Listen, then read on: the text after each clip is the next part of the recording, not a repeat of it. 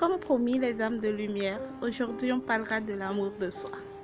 Pourtant, le titre c'est bien « Brillez de l'intérieur et vous brillerez de l'extérieur ». Assurez-vous, vous ne faites pas erreur, on est bien sur le même terme. Laissez-moi vous dire que c'est l'amour de vous-même que vous développez au fond de vous qui vous fait briller de l'extérieur. Bonjour à tous, j'espère que tout le monde va bien. Avez-vous remarqué que tout ce que vous ressentez à l'intérieur de vous se reflète inévitablement à l'extérieur de vous? C'est comme un effet miroir. Pour ceux qui en doutent encore, je vous invite dès aujourd'hui à vous observer et vous me direz dans les commentaires.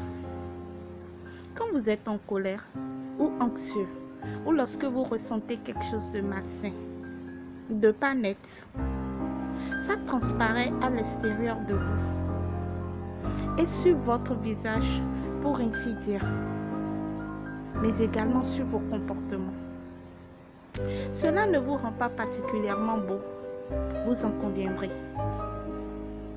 Je suis bien souvent intriguée de voir des gens prôner de l'amour quand eux-mêmes ils en commandent ou courent après des gens qui finalement ne leur témoignent pas la moindre attention ou les traitent comme des merdes. Comment pouvez-vous donner quelque chose que vous ne possédez pas vous-même? Dites-moi. C'est comme quelqu'un qui vous demande peut-être, je sais pas moi, de l'orange, mais vous n'en avez pas. Comment pourriez-vous lui en donner puisque vous n'en possédez pas vous-même? Eh bien, c'est pareil avec l'amour de soi. Vous n'en avez pas pour vous-même. Eh bien, vous ne pouvez pas en donner.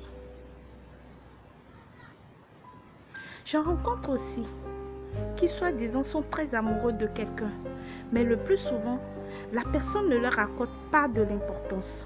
Du coup, on lui court après. Laissez-moi vous dire que plus vous lui courez après, plus il s'éloignera de vous.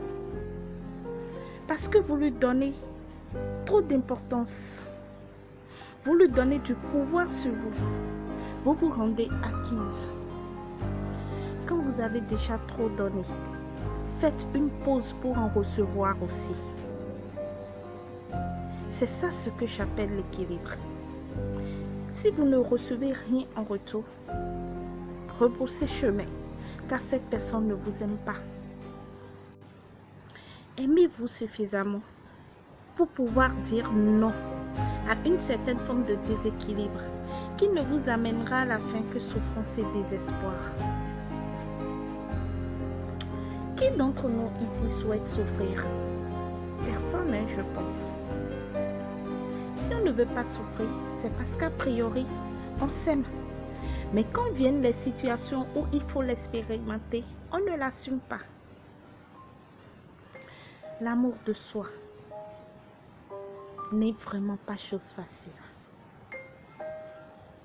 Il faut le puiser au fond de soi, dans sa volonté de ne pas être traité comme une merde, de ne pas se faire manipuler par n'importe qui.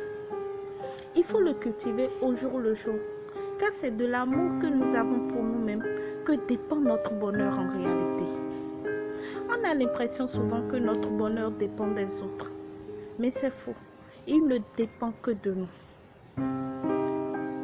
De la même manière que nos sentiments malsains se reflètent à l'extérieur de nous comme un effet miroir et nous rendent vilains, j'ai envie de dire, entre griffes, de cette même manière, nos sentiments sains se reflètent également sur nous et nous font briller de mille éclats.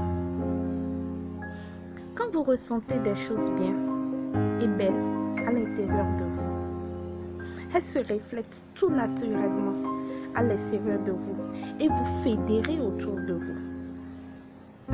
Donc, brillez de l'intérieur et vous brillerez de l'extérieur. Vous serez tout simplement beau et belle et les autres vous aimeront encore plus. Voilà, c'était le Cresse H. Merci de m'avoir reçu chez vous. Si vous avez aimé, n'hésitez pas à liker, commenter. Laissez-moi un petit commentaire en bas de la page et partagez au maximum.